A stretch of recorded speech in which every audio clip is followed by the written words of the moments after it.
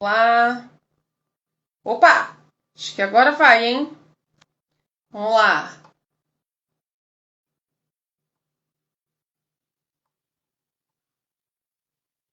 Ah, te mandei aqui um convite. Acho que você vai receber um convite. Márcio, aí você só dá um ok e a gente começa o nosso bate-papo regado de improviso que a tecnologia nos proporciona. E eu ainda vou conversar com um especialista e presidente do Instituto de Tecnologia. Isso realmente.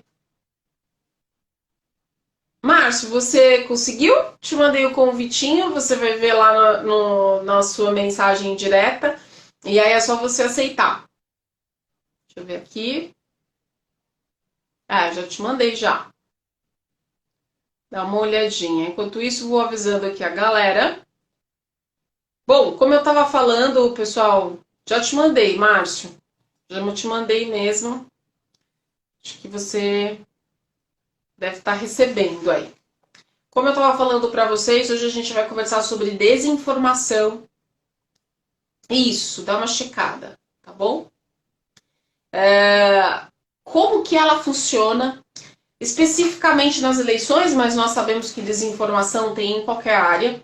E aí o nosso cuidado quando recebemos mensagens, WhatsApp de família, de amigos. Como a gente sabe que é uma fake news usada para desinformar, né? Onde a gente vê isso?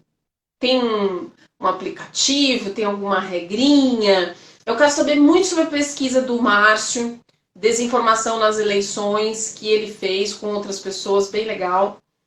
Não deu certo, Márcio?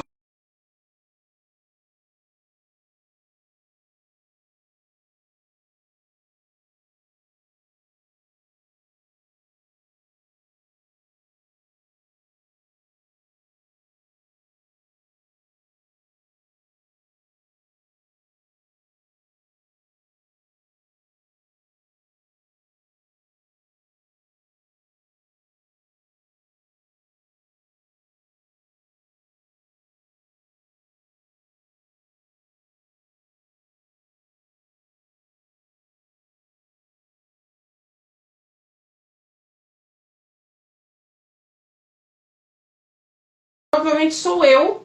Entra lá e dá um okzinho. Acho que sou eu, você tem que me seguir. Talvez você não esteja me seguindo. Olha, o Andy Souto está aqui. É o Anderson? É o próprio? Almir Narayamoga, é isso?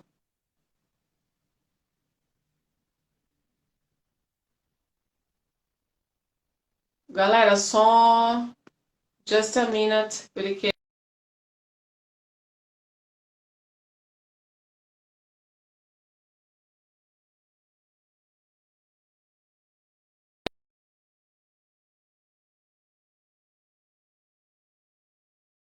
o celular que é bem mais garantido. Acho que fica mais fácil. Não, porque eu acho que não dá para fazer live pelo computador, tá? Eu acho que aí, agora sim. Tô vendo. Márcio, vamos lá. Lady Murphy, Lady Murphy. Vamos lá. Já te aceitei. Márcio, eu já te aceitei já. Ah, Andes Couto. Desculpa, Andes. Eu achei que era uma outra pessoa.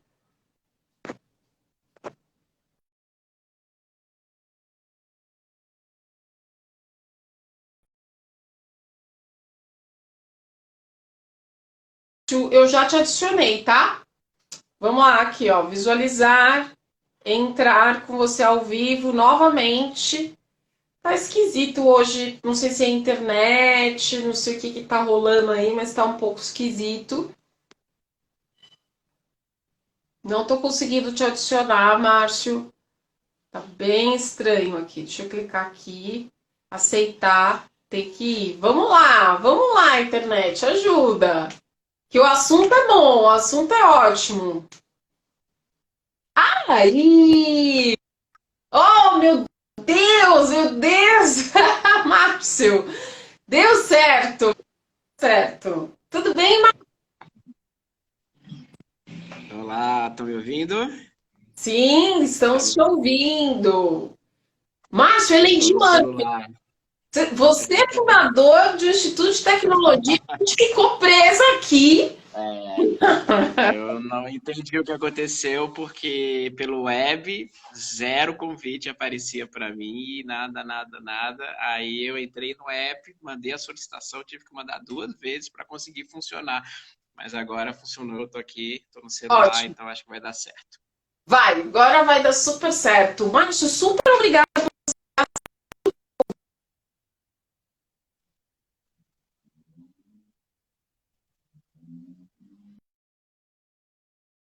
Que eu sobre isso, né? E eu vi uma entrevista sua e de outras pessoas tantas, estudiosos de fake news, desinformação, proprietários de agência de checagem, um documentário super interessante mesmo. E aí fui atrás de você, te procurar para a gente poder conversar sobre esse assunto. Também estava aqui me é, entretendo aqui e sorvendo informação da sua pesquisa, que é de desinformação nas eleições. Me conta um pouquinho, antes da gente poder entrar nessas questões, como é que você chegou nesse mercado? No que você é formado? Você começou como? Eu tenho cada surpresa aqui, Márcio. Estou conversando com o presidente do Instituto de Agronomia. Aí ele é formado em pedagogia. Umas coisas assim, É, completamente. Como é que foi seu início profissional até você chegar no Instituto? vamos lá. Você está me ouvindo, né? Sim, sim. Joia. Então, para eu chegar no instituto, eu tive, acho que uma carreira assim bem diversificada, né? Eu sou administrador de empresas, né? Ok? Formação, graduação e em mestrado também, administração. Eu Sim. tive muitos anos trabalhando com projetos de desenvolvimento local e territorial, né, junto a instituições tipo Banco do Nordeste, Banco da Amazônia, Sebrae, aquele né, pessoal que desenvolve normalmente locais, né, que investem na melhoria de locais. Passei muitos anos fazendo isso como consultor e depois eu fui trabalhar com filantropia. Entrei no mundo da filantropia, né? Fui trabalhar numa fundação internacional de origem suíça, passei lá 8 anos, né? Fiz muitas, diversas atividades lá, super diversificado. Eu sou muito generalista em alguns Passou aspectos. por várias. E aí acabei. Eu passei por 10 áreas, eu acho que é um recorde. E aí, numa delas, que foi a última, eu entrei na questão da tecnologia.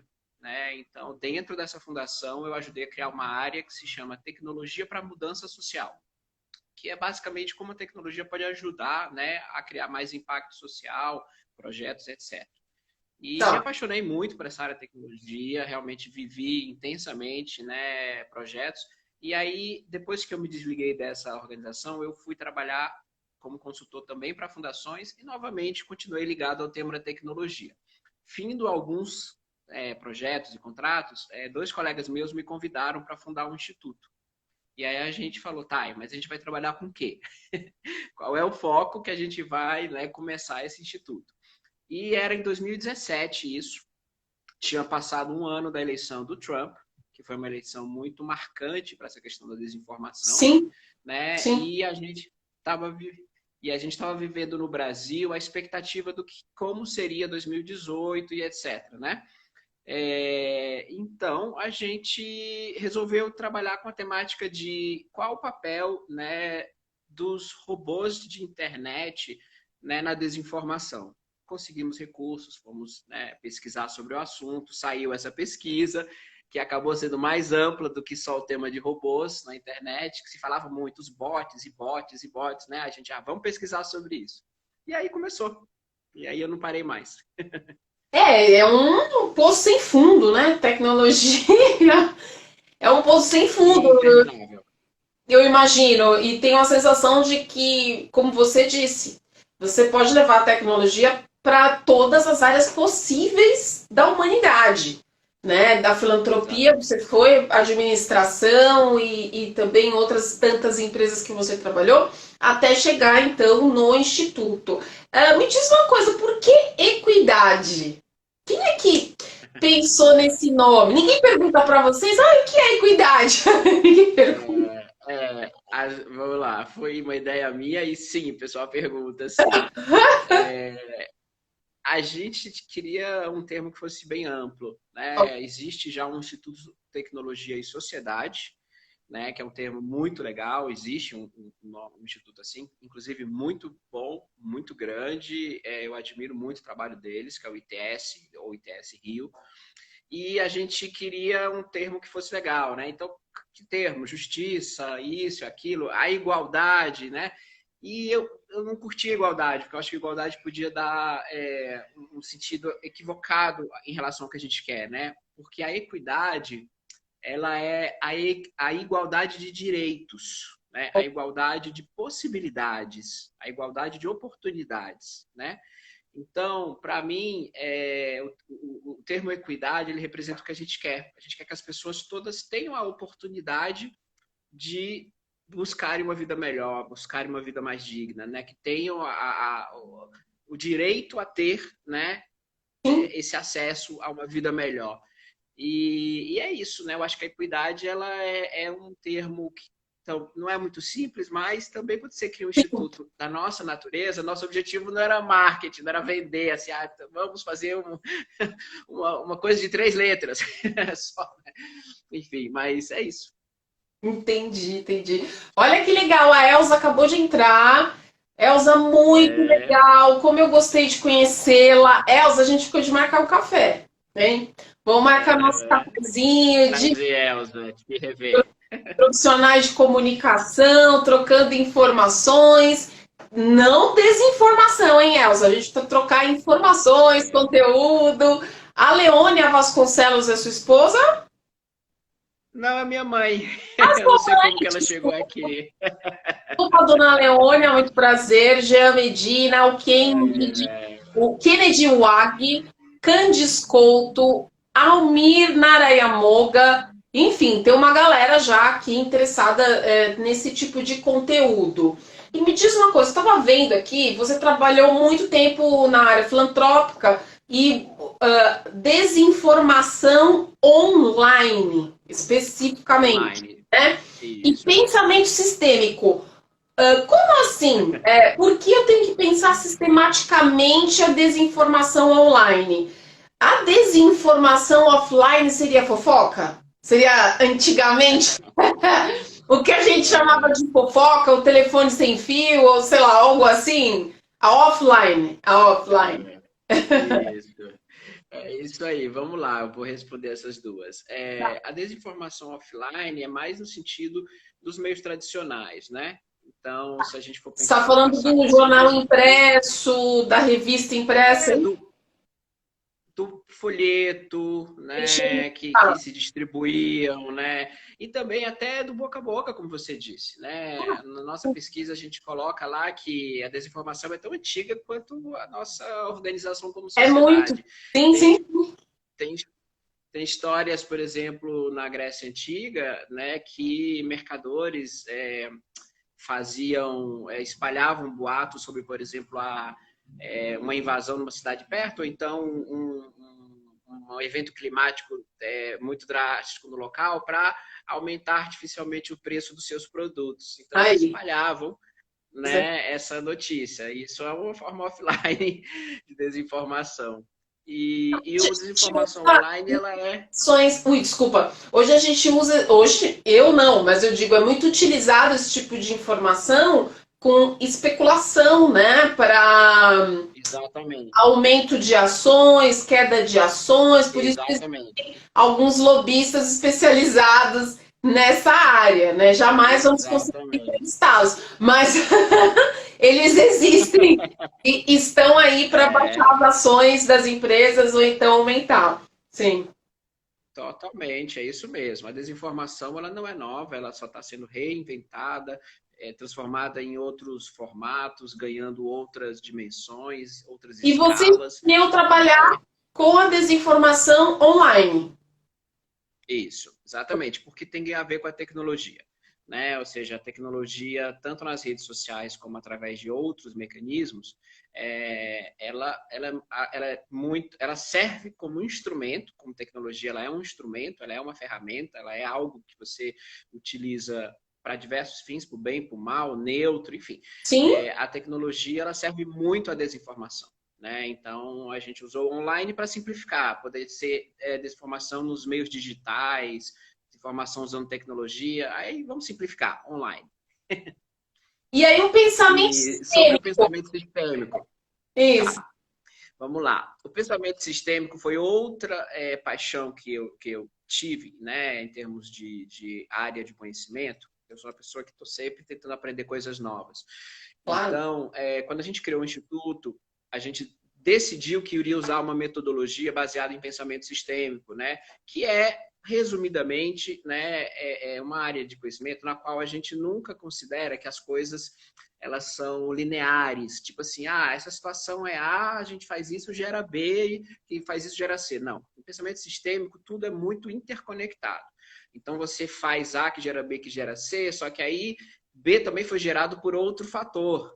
Então, não adianta você só falar de A, B e C, porque B teve uma influência de outra questão que, enfim, existe na realidade. Então, a realidade é muito mais complexa, muito mais interconectada.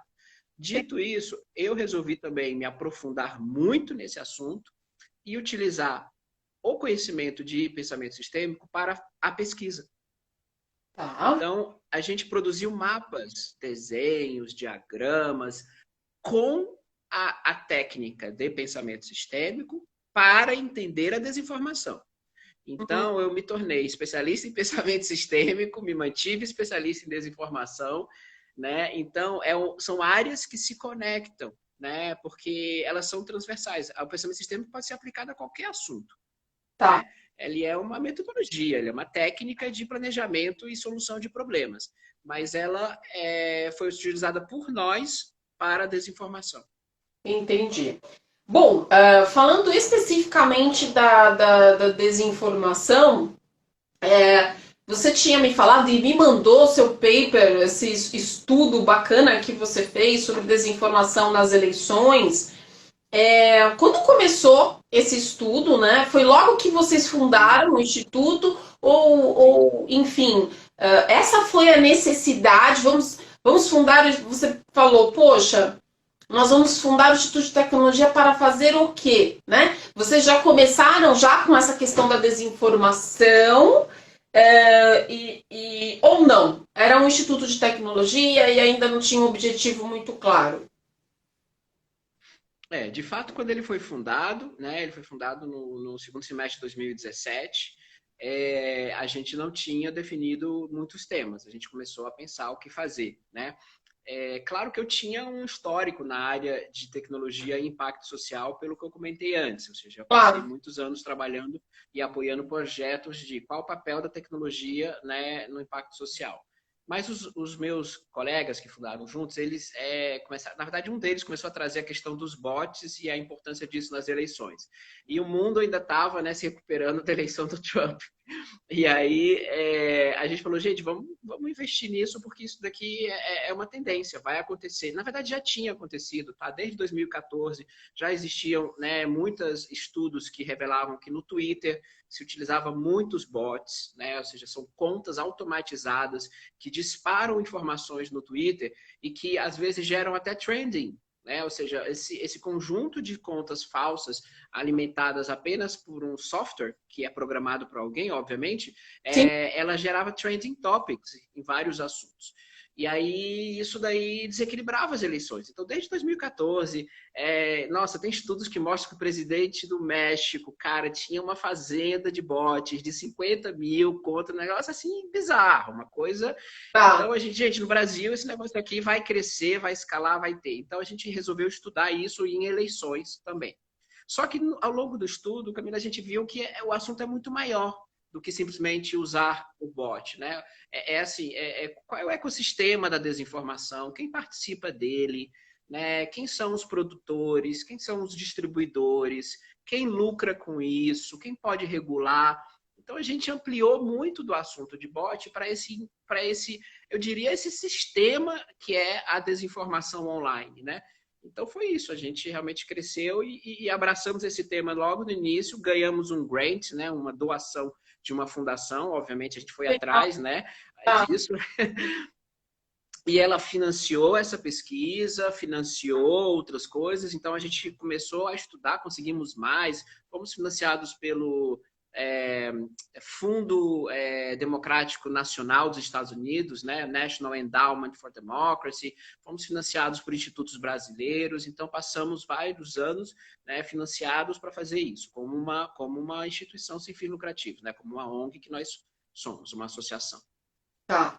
Que bacana. E aí o pessoal pode obter a sua informação. É um serviço que vocês prestam ou simplesmente é algo que vocês oferecem? Está disponível? São pesquisas Está disponíveis? disponível. Se alguém quiser Está contratar vocês, eu disponível. preciso, Márcio, vamos supor, um partido Uhum, precisa de você para saber o que está rolando de desinformação com relação ao nome do pré-candidato deles para presidente, que agora uhum, é o que está mais em evidência. E vocês não fazem esse tipo de uhum. trabalho. Não, o que acontece é o seguinte, eu vou explicar um pouquinho nesse contexto, né? A gente fez pesquisa, essas pesquisas estão abertas, disponíveis, licença livre, Creative Commons, pode usar, pode pegar o conteúdo, pode fazer o que quiser, porque nós somos financiados para fazer isso. A gente Tá ganhou bom. recursos de fundações filantrópicas para fazer isso. O que acontece é assim, esse campo da desinformação, ele tem um monte de coisas que você pode fazer, que você pode precisar. Então, isso que você me descreveu, ele é monitoramento de redes sociais, né? Ou seja, você tem empresas especializadas em entender como que está sendo, né, espalhada informação ou conteúdo sobre a pessoa, etc., em que grau isso está acontecendo, de que forma está acontecendo. Por quê? Porque você verificar isso online requer ferramentas robustas, né? Que você vai sair varrendo as redes sociais, sair varrendo, né, vários dos locais onde isso se divulga. Isso é uma questão tecnológica Tecnológico. especializada que alguns fazem. Tá, tá.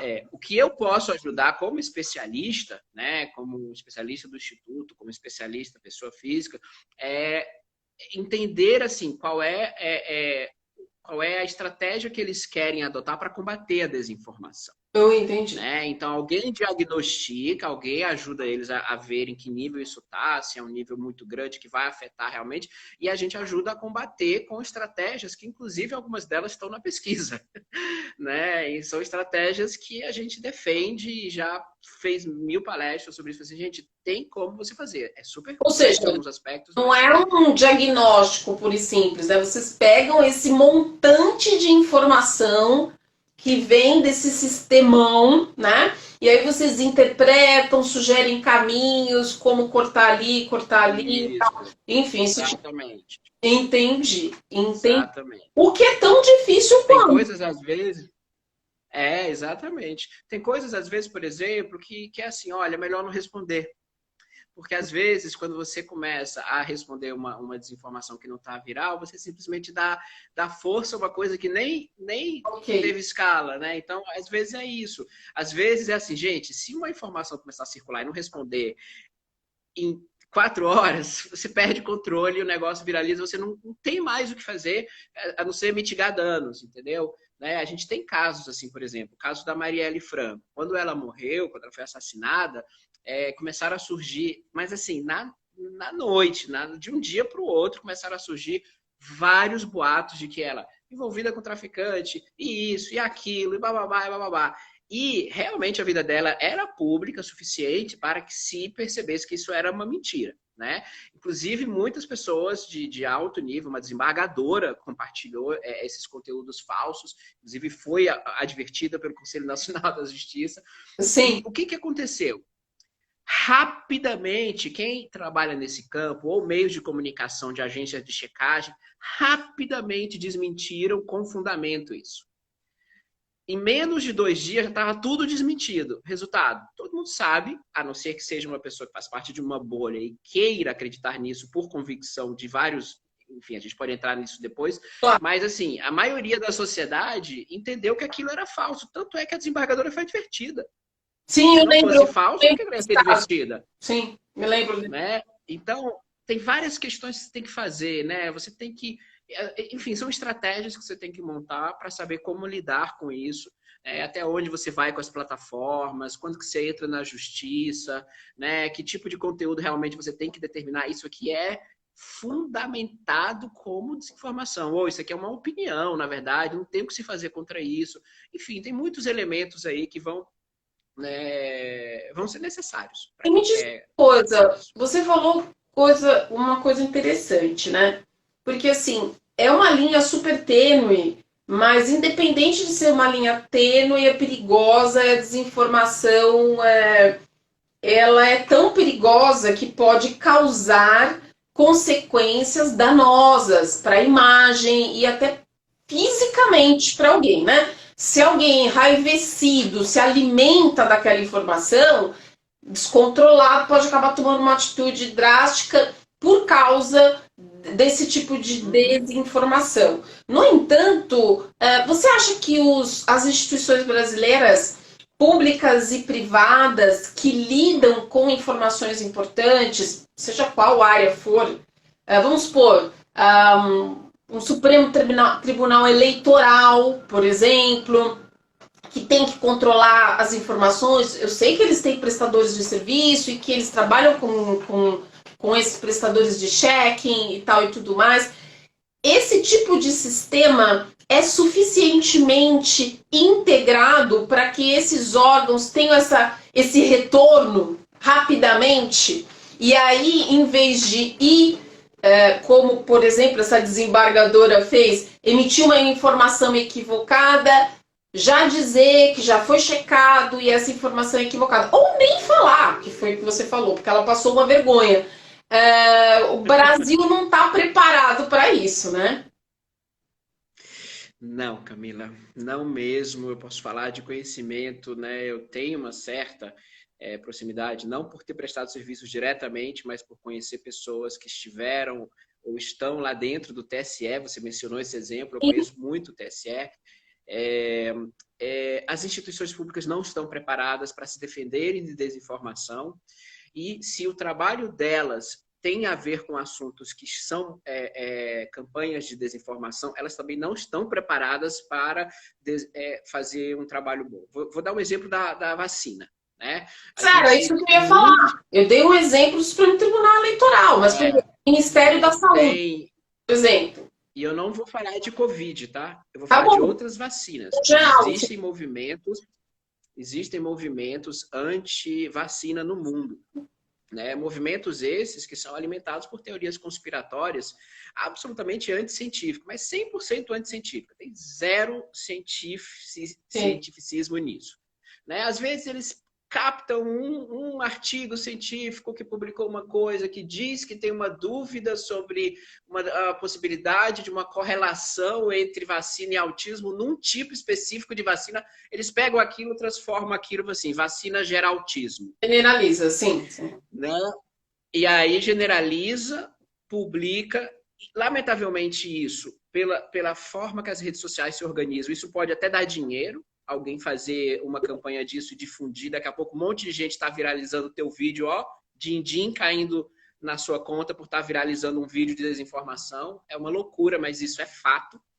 E aí o que acontece? Você fica numa situação que você não sabe o que fazer para desmentir uma coisa que é completamente absurda, dizer que as vacinas geram autismo, e as pessoas começam a acreditar e começam a não se vacinar, e doenças que estavam extintas começam a voltar. Sim. Então, é muito grave isso. É muito grave isso.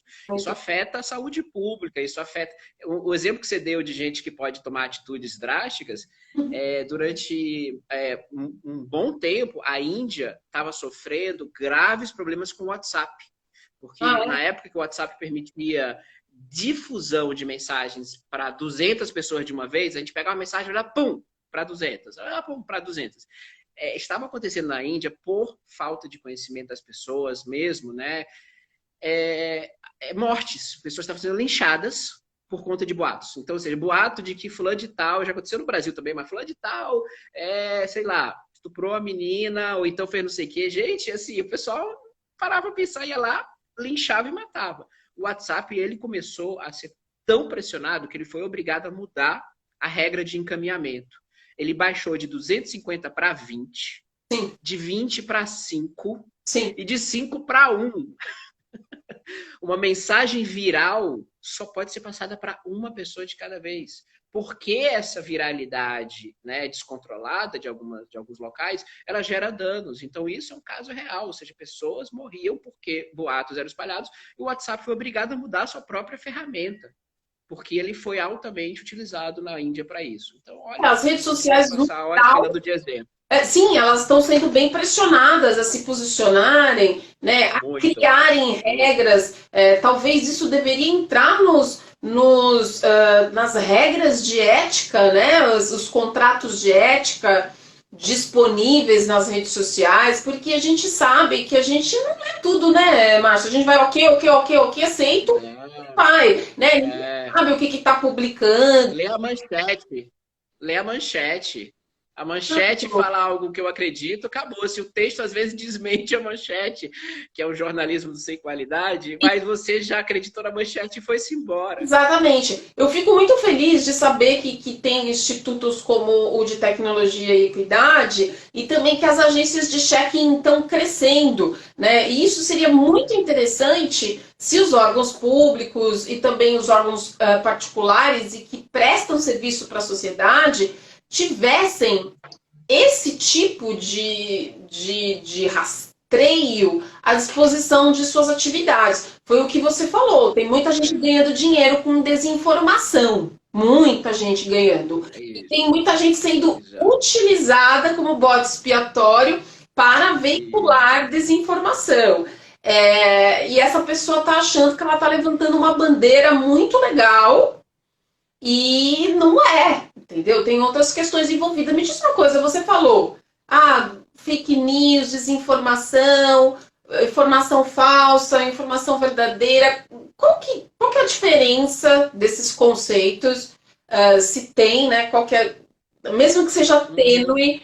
E assim, quem é que lucra com isso? Só para a galera ter uma ideia de que assim, esses conceitos de conspiração, essas coisas muito, muito, muito radicais, elas precisam ser checadas. E aí perguntam para mim, tá, Camila, mas eu checo aonde?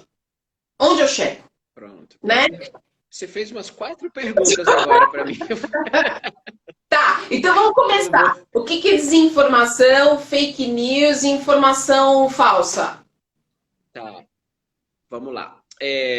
A fake news ela foi um termo popularizado pelo Trump, né, na campanha dele, para se contrapor, para criar polêmica com veículos de mídia. Né? Então, todos os veículos de mídia grande nos Estados Unidos que faziam qualquer tipo de abordagem ao Trump, mas questionadora, etc, o Trump chegava, não, você só publica fake news.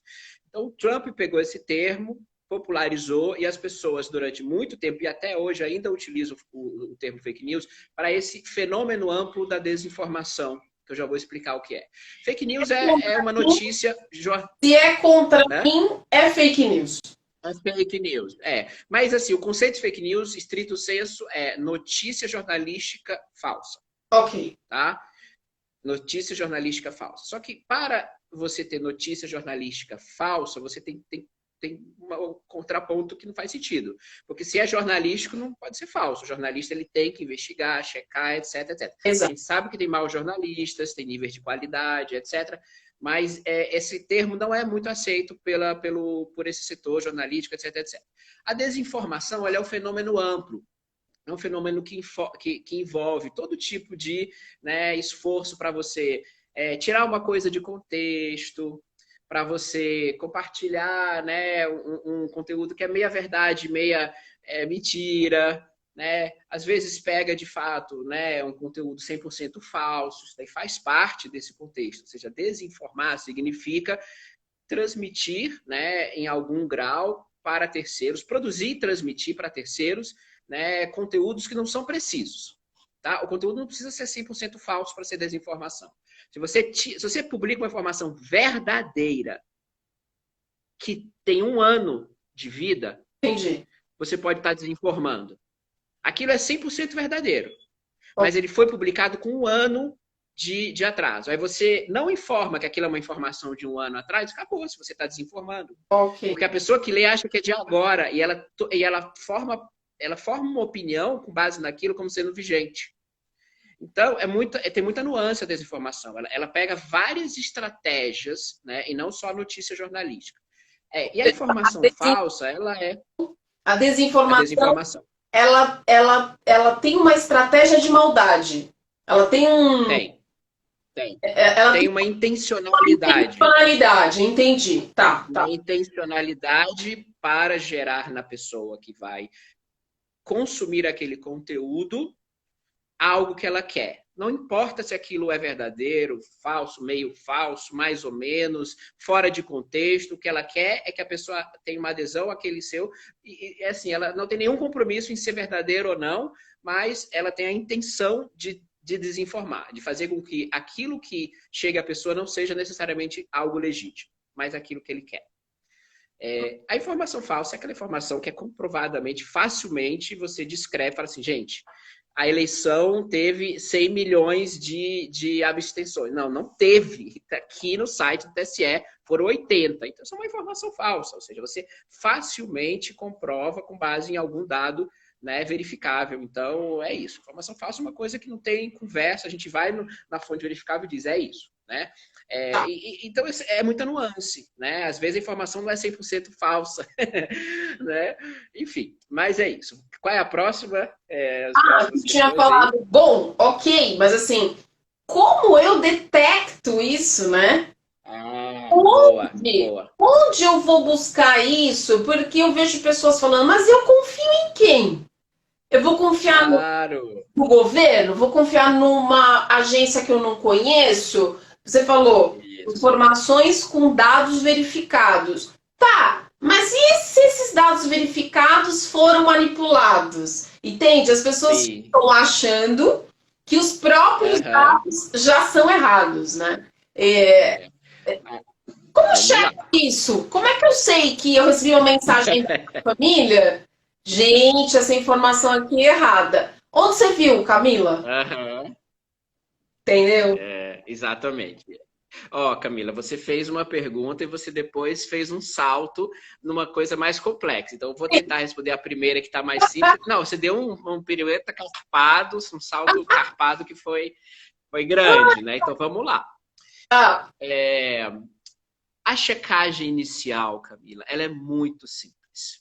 Ela é muito simples. ok. Qualquer informação que você receber, eu vou dizer o que eu falei para uma tia minha que me passou, né, um negócio mandado por uma colega de um grupo de médicos, coisa assim, um monte de médico compartilhando uma coisa.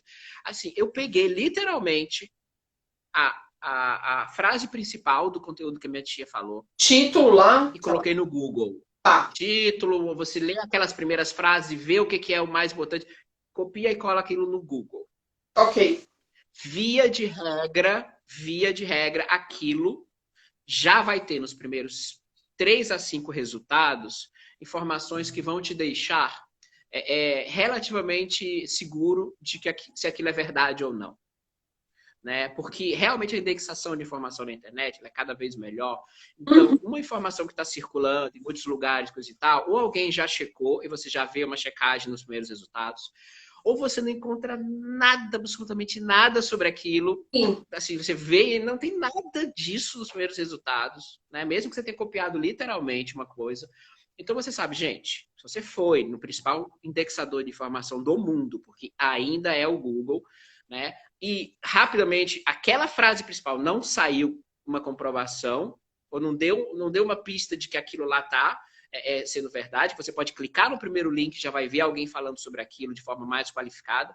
Você pode já tomar uma conclusão, tá? Então é fácil você começar a perceber que não é verdade. Além de que tudo que circula para nós e que a gente não consegue identificar uma fonte, a primeira regra de ouro é não tenha certeza que é verdade. Se você recebe um áudio falando assim, oi, eu sou uma juíza do Ministério Público de não sei aonde, eu acabei de ver a informação de que estão matando, né, as pessoas que estão... Gente, mas como é que você sabe que essa mulher é juíza mesmo? Tá. Você não pode acreditar nisso. Não adianta você chegar e dizer, não, mas ela está dizendo que é juíza. Gente, mas qual é a fonte que me disse que ela é juíza? Então, ou seja, tudo que chega a você, que você não consegue rapidamente ver qual é a fonte, aí um texto no WhatsApp assinado, Ministério Público, não sei, gente, como é que você tem certeza que foi o Ministério Público que assinou aquele texto no WhatsApp? Então, não acreditar em fontes não verificáveis é uma regra de ouro. Indo para o passo seguinte, que é a questão dos dados. Essa questão dos dados, Camila, não é simples de responder. Ok. Tá? Eu imagino. Por quê?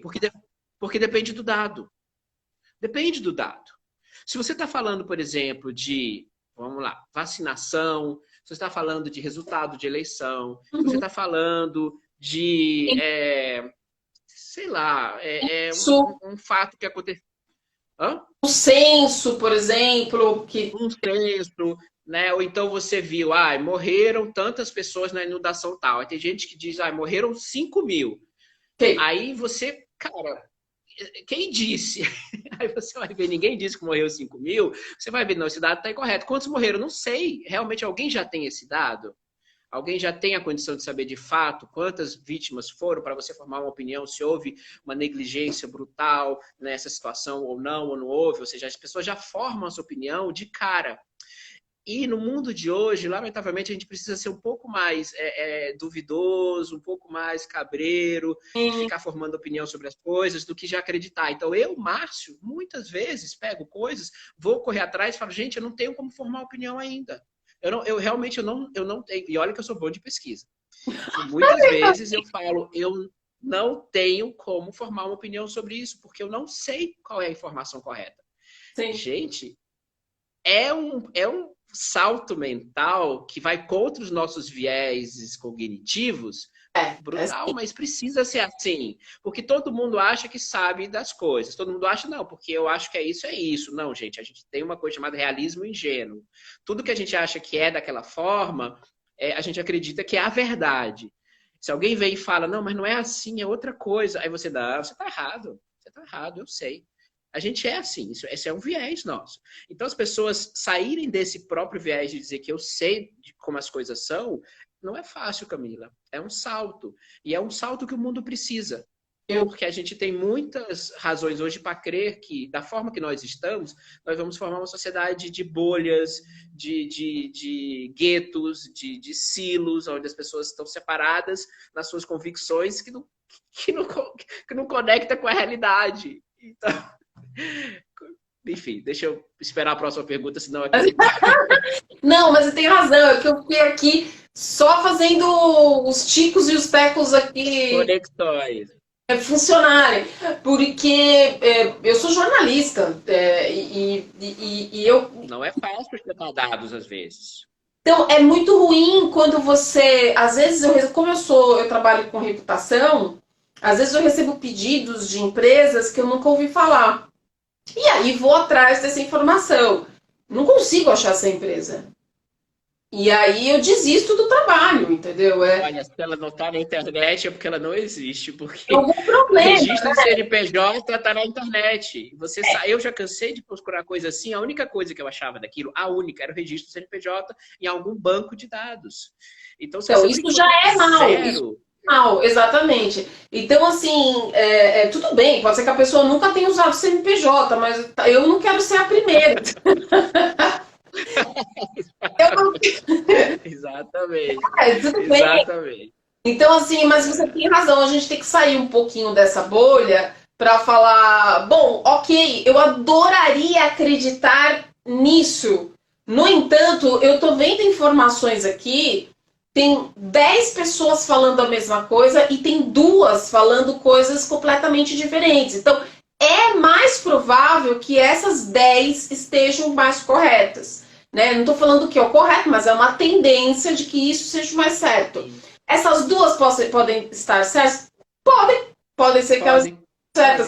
podem. Mas assim, Porque exatamente. exatamente. Foi o que você É, falou. Já é é aí que você vai você já tem uma fazendo atenção para, filtros. opa, exatamente. Agora, realmente, eu estou vendo que a sociedade está num nível, não, mas eu quero pensar igual essas duas, e essas duas estão corretas.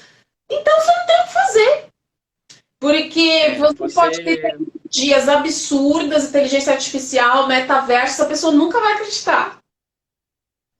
exatamente. Não, Nunca. é assim, você realmente falou uma coisa que assim, a pessoa quando ela quer acreditar naquilo, é difícil você convencer do contrário, né? Exato. Porque aí você soma mais um viés cognitivo, ou seja, mais uma coisa que é da natureza humana, tá? Que é o viés de confirmação. As pessoas começam a se deparar com informações contraditórias e elas sempre vão acreditar naquilo que dialoga com o que elas acreditam, com o que elas querem. Então, por mais que eu depare com 3, 4, 5 versões de um assunto, eu vou aderir àquele que está mais próximo do que eu acredito. É natural isso. Como Sim. você escapar disso? É você se expor em algum momento da sua vida ao contraditório de uma forma respeitosa, imaginando que aquele que acredita em algo diferente do que você, ele não necessariamente é um desinformado, um louco, um mentiroso, etc. É você parar e pensar, gente, mas por que sou eu o certo? Por que o outro que acha que é certo não pode estar certo? Então, gente, em algum momento da vida, a gente tem que parar e começar a se questionar de que a gente pode estar errado nas Sim, nossas sim, sim. convicções. Né? Então, isso é um processo. E aí, para a gente poder caminhar já para o final, nossa, Márcio, a gente tem que marcar outras entrevistas com você. Porque assim, a minha cabeça fica aqui. Isso é um serviço de. Isso que você faz, assim como outros profissionais incríveis de rastreamento, de agência de check-in, de programadores, é muito importante. Ah, por causa da tecnologia. Sim e não. Mas principalmente pelo uso dos dois juntos. Conhecimento e tecnologia divulgando, prestando serviço à sociedade. Este ano é ano de eleição e as pessoas precisam tomar muito cuidado, né? Para mim, um ponto negativo já para um candidato e uma empresa que quer vender algo para mim é ela me mandar alguma coisa pelo WhatsApp, tá? Se ela me mandar uma mensagem pessoal, Camila, tudo bem? Eu sou a fulana da empresa tal. Eu gostaria muito de te mandar o material. Eu posso? Eu quero dizer que sim ou que não. Eu não quero ficar recebendo mensagens o dia inteiro de empresas diferentes. Eu não acho isso bonitinho. E as pessoas acham isso o máximo, que isso é atendimento ao cliente.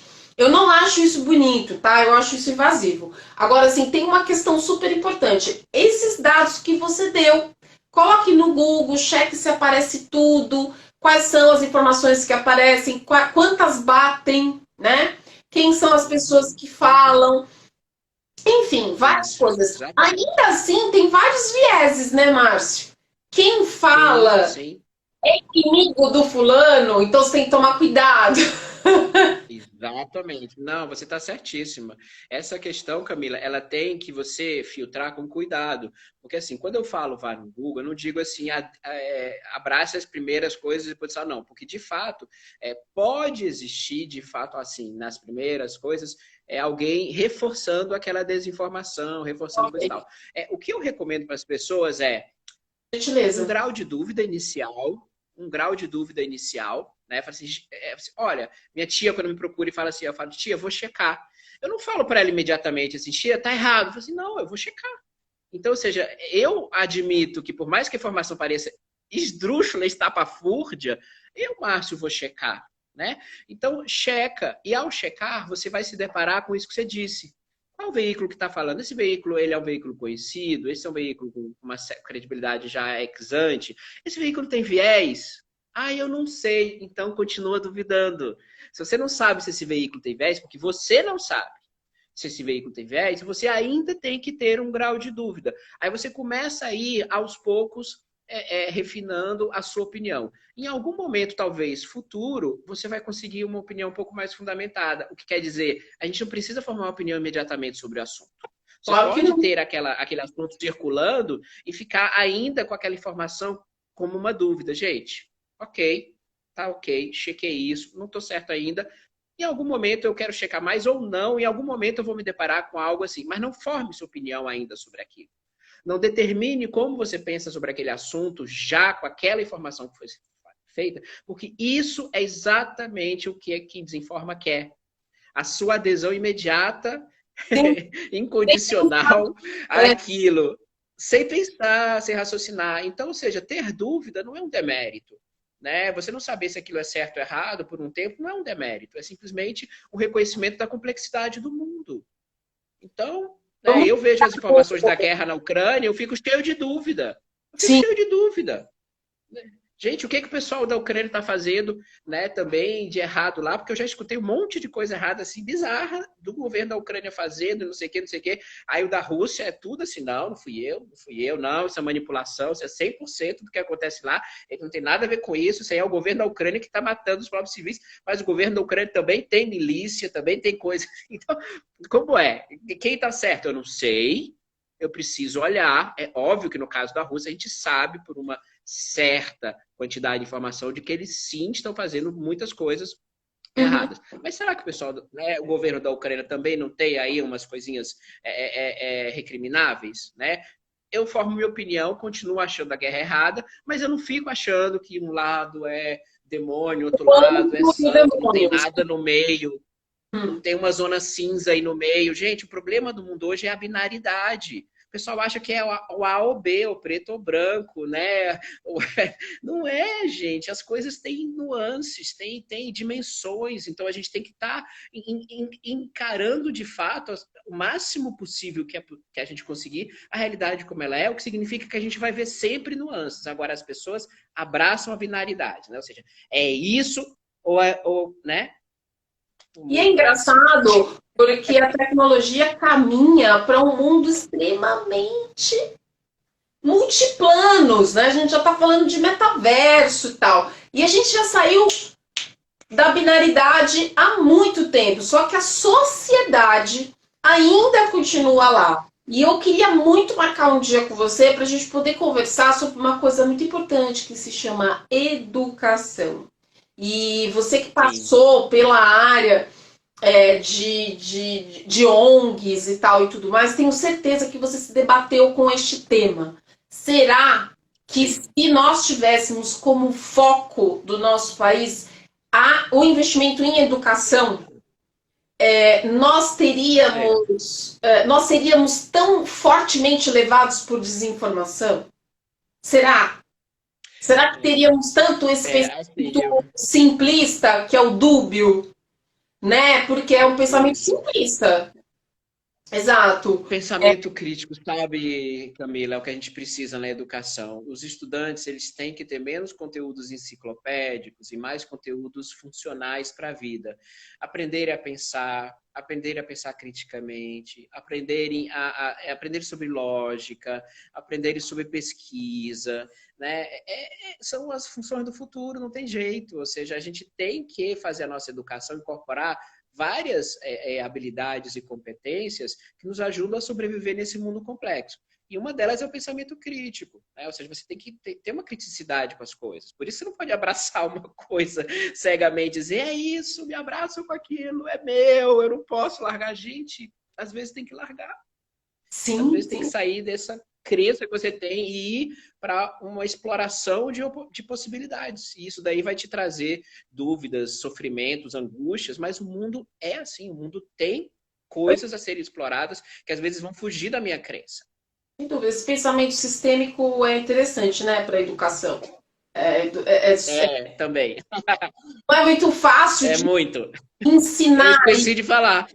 vetores, assim. Mas, enfim, de toda forma, é um pensamento muito importante. Márcio, para a gente poder Perfeito. encerrar mesmo, antes que o Instagram nos corte, me diz uma coisa, como é que a galera fica sabendo dos conteúdos do Instituto Tecnologia e Equidade? Como é que a galera conhece melhor o seu trabalho do Instituto? É Instagram, e-mail? Conta aí. A gente tem um site que para ser bem honesto, a gente não está atualizando, né? A gente sobrevive de financiamentos e esse assunto da desinformação, Camila, é um assunto que tem muitas organizações competentes atuando, muitas. Eu realmente assim admiro muitas delas. A gente adotou como filosofia de trabalho ser muito pequenininho, muito enxuto, muito virtual, esse tipo de coisa. Então, se quiser saber mais, vai no nosso site, ou se quiser entrar em contato comigo, pode ir lá, contato@tecnologiaequidade.org.br.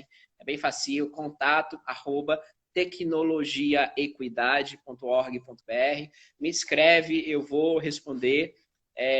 E a gente pode, enfim, eu faço muito uma coisa, Camila. Eu dou muita dica para as pessoas que às vezes me procuram, assim, tipo, simplesmente a pessoa vem super interessada em coisa e tal, isso aqui, aí eu dou lá 10 dicas para ela, ela vai e faz um monte de coisa, porque às vezes a pessoa precisa disso, umas 2 ou 3 coisas que ela pode ir lá pesquisar e entender mais. Agora, é lógico, se quiser aprofundar uma coisa que pareça uma prestação de serviço, a gente conversa também. Mas assim, né? Eu uso pouco, para ser honesto, as redes sociais, por decisão própria mesmo. Eu tenho que entender muito de redes sociais, eu sei exatamente como elas funcionam, mas eu não sou um usuário ativo. Enfim, é parte do meu processo de manutenção, né, Tentar pessoal, eu não usar tantas. lucidez, pessoal. Mas eu entendo.